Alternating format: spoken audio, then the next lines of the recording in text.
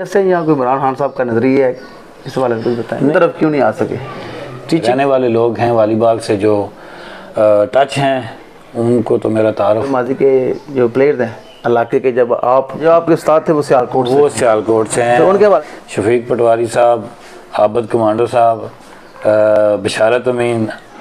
बिस्मिल्लाहिर्रहमानिर्रहीम, अस्सलाम वालेकुम टू ऑल ऑफ यू। मैं हूं जनाब आपका मेज़बान, आपका होस्ट सहील अफजल। आपको वेलकम करता हूं इन्फो अनलिमिटेड यूट्यूब चैनल पर। आज मैं मौजूद हूं सरज़मीन पलावड़ी और मेरे साथ मौजूद हैं सरज़मीन पलावड़ी की एक बहुत ही प्यारी और ज़िंदा दिल शख्सियत, मारूफ कारोबारी शख्सियत, रहनुमा पाकिस्तान तहरीक इंसाफ, दौर माजी के वॉलीबॉल के लेजेंड प्लेयर भी हैं जनाब चौधरी वाजिद हुसैन साहब, ओवरसीज़ शख्सियत हैं, मेरे साथ तशरीफ़ फरमा हैं। तो हम इसके साथ बातचीत का आगाज़ करते हैं। तो मैं सबसे पहले मशकूर हूँ कि हमें बहुत कीमती टाइम दिया है।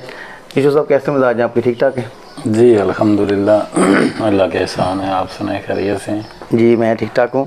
तो जो सब हमें ये बताएं, पहले जो आपकी पहचान है, ठीक है, वो अब तो नहीं लेकिन माजी में जो आपकी पहचान रही है कि वॉलीबॉल के वाले से बहुत नाम था माशाल्लाह, ठीक है।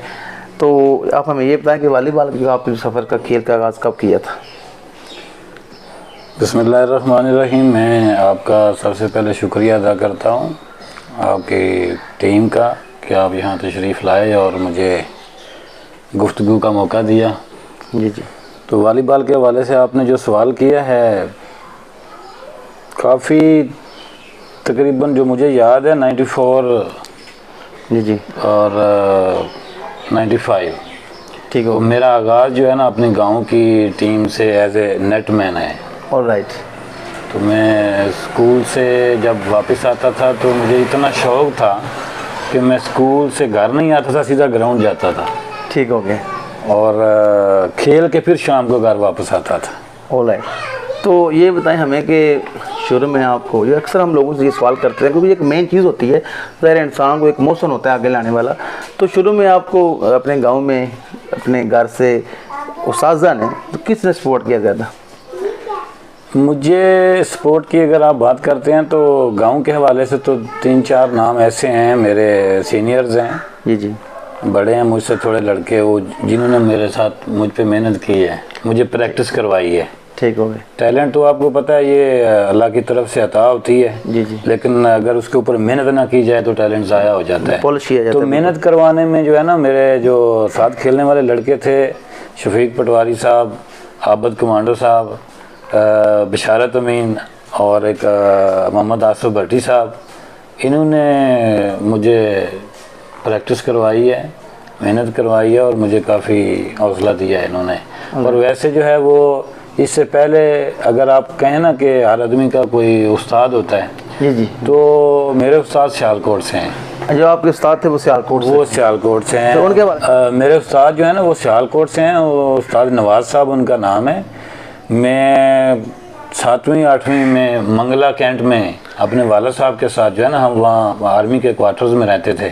ठीक हो गया। तो वहाँ पे मैं उनकी गेम देखने के लिए जाके ग्राउंड के बाहर बैठा करता था। जी जी। तो उन्होंने मुझे जो है ना इस तरफ जो है वो राग़िब किया। ठीक है। और फिर उन्होंने शायद मेरे अंदर, उस्ताद इसीलिए कहलवाता है कि उसको टैलेंट नज़र आता है, जज कर लेता है। हाँ, तो उन्होंने मेरे अंदर कुछ टैलेंट देखा, तो फिर मुझे उन्होंने कहा कि बच्चे आया करो। तो फिर गेम करने के बाद अपने दोस्तों के साथ, वो जब बाकी दोस्त बैठ जाते थे तो वो मुझे फिर विदाउट नेट 5-10 मिनट जो है ना वो प्रैक्टिस करवाते थे। ठीक हो। तो एज ए आइडियल यानी अपना उस्ताद की हैसियत से मैं उन्हीं को अपने दिल में जगह दी हुई है मैंने। ऑलराइट, ठीक हो गया। तो मज़ीद मुझे आप ये बताएं, जो दौरे माजी के जो प्लेयर्स हैं इलाके के, जब आप वॉलीबॉल खेल रहे थे तो वो कौन से थे? हमारे इलाके में चंद नाम जो है ना, जो हमारे साथ खेला करते थे। मैं चूँकि थोड़ा सा उनसे जूनियर था। जी जी। कालूचा के एक ज़मान साहब हैं, लंगड़याल से मियाँ अरशाद साहब हैं, ठीक है, और फिर गोटरियाला से चौधरी ज़ियाउल्लाह साहब, ठीक हो गए, और अताला बटोर साहब जो हैं वो भी हमारे सेशन के ही हैं।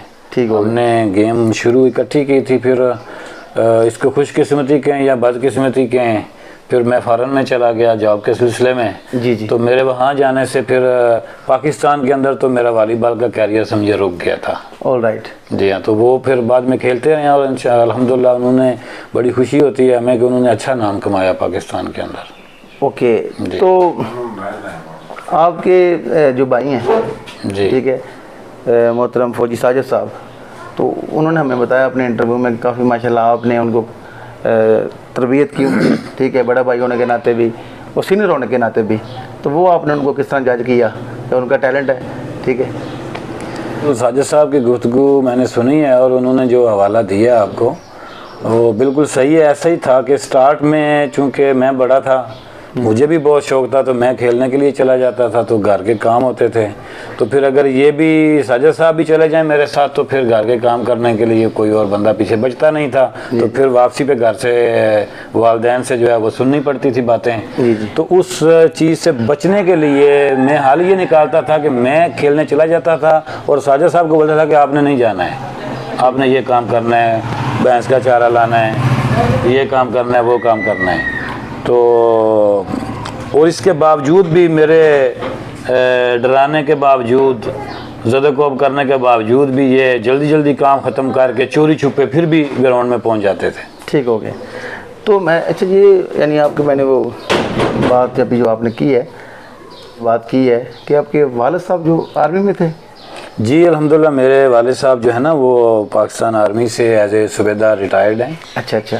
और हम ये समझते हैं कि उन्होंने बड़ी बाइज़्ज़त सर्विस की है और हमें अपनी हलाल कमाई से उन्होंने पाला है और शायद उसका नतीजा है और अल्लाह का फजल है कि जो माहौल चल रहा है अभी, मैं ये समझता हूँ इस वक्त हमारे इलाके में, पाकिस्तान सारे में भी शायद होगा, कि नशे की एक लत है, एक लानत है जो नौजवानों को तबाह कर रही है। तो अल्हम्दुलिल्लाह अल्लाह के फजल के बाद मैं ये समझता हूँ कि ये स्पोर्ट्स की तरफ राग़िब रहने की वजह से हमारी फैमिली कम से कम उससे बची हुई है।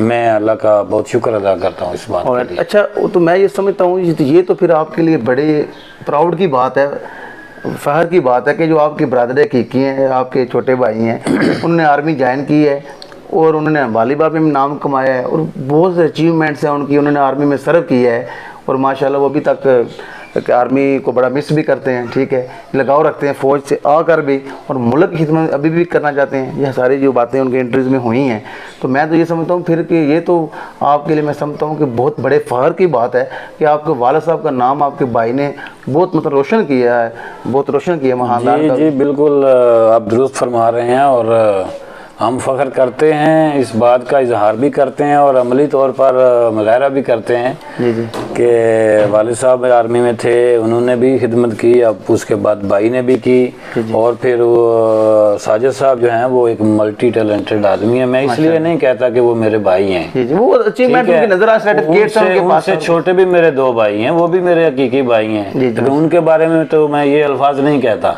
जी जी। तो मैं भी ये समझता हूँ कि वो डिज़र्व करते हैं। बहुत सारी फील्ड्स ऐसी हैं कि जिसमें वो परफेक्ट हैं और उनका जो वॉलीबॉल खेलने वाला है ये भी कुदरती है कि मुझे नज़र आ गया था कि उनके अंदर टैलेंट है, तो फिर मैंने छोड़ दिया था उनको कहना कि भी आप नहीं आया करो।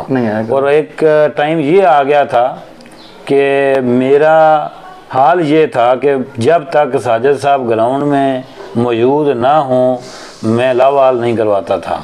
ठीक हो गया। यानी मुझे ऐसा इत्मीद बन गया था कि मैं समझता था कि अगर साजिद पहुंच गया है तो फिर टीम मुकम्मल हो गई है, साजिद नहीं पहुंचा बाकी सब मौजूद है, मैं समझता था टीम आधी है।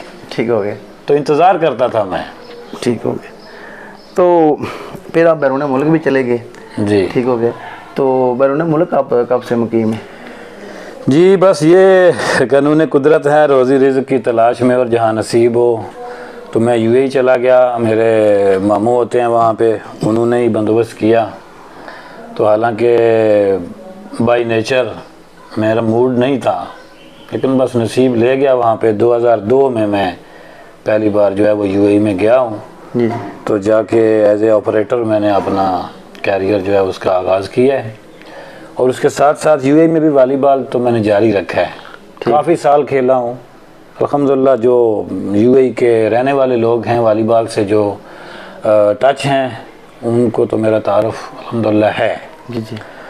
तो फिर आस्ता आस्ता आस्ता करते करते फिर उसके बाद थोड़ा जॉब से निकल के थोड़ा बिज़नेस की तरफ चला गया हूँ। ठीक हो गया। तो अल्हम्दुलिल्लाह बस अपना रोटी रिज़्क़ चल रहा है। ठीक हो गया। तो जो आपने वॉलीबॉल खेला है उधर यूएई में, उस वाले से कुछ रोशनी डालें कि वो कौन लोग थे, किन के साथ आप खेल रहे? यूएई में जो है ना वहाँ पे जो लोकल प्लेयर्स खेलते थे पहले तो इतना रवाज नहीं था, लेकिन अब कुछ सालों से ये सिस्टम चला है कि पाकिस्तान से लोग प्लेयर्स को विज़िट पे बुलाते हैं, अब ईद पे जा रहे हैं स्पेशली ईद के मौक़ों पे। तो पहले तो 1-2 प्लेयर से स्टार्ट हुआ। जी जी। तो अल्ताफ़ मल्लाह साहब जो है ना सरगोदा वाले, वॉलीबॉल का एक बहुत बड़ा नाम है, तो वो गए थे, मैं उनके साथ भी खेला हूँ। ठीक हो गया। फिर उसके बाद उस्ताद रफ़ीउल्लाह पठान साहब थे लकी मरवत से, वो गए थे। तो फिर आस्ता आस्ता सब प्लेयर्स ने जाना शुरू कर दिया। ठीक हो गया। अभी भी ईद पे आपको पता है बहुत सारे प्लेयर्स जो है ना वो यंगस्टर्स हमारे जा रहे हैं। ठीक हो तो मैं तो इंशाल्लाह अभी ये ईद इधर ही कर रहा हूँ। Okay okay. वेल, तो मुझे ये बताएं जो आपने जो अपनी इब्तदाई तालीम है वो कहाँ से हासिल की थी, उस वाले से हमें कुछ बताएं।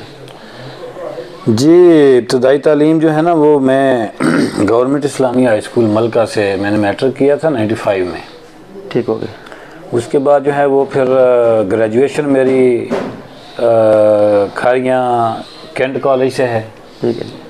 तो उसके बाद बीएड जो है टीचर का कोर्स ये मैंने फिर लाहौर एजुकेशन कॉलेज ठीक से है। किया था regular as a regular student. ठीक हो गया। तो बीएड करने के बाद फिर मैंने कुछ अरसा प्रैक्टिस की है एज ए प्राइवेट टीचर।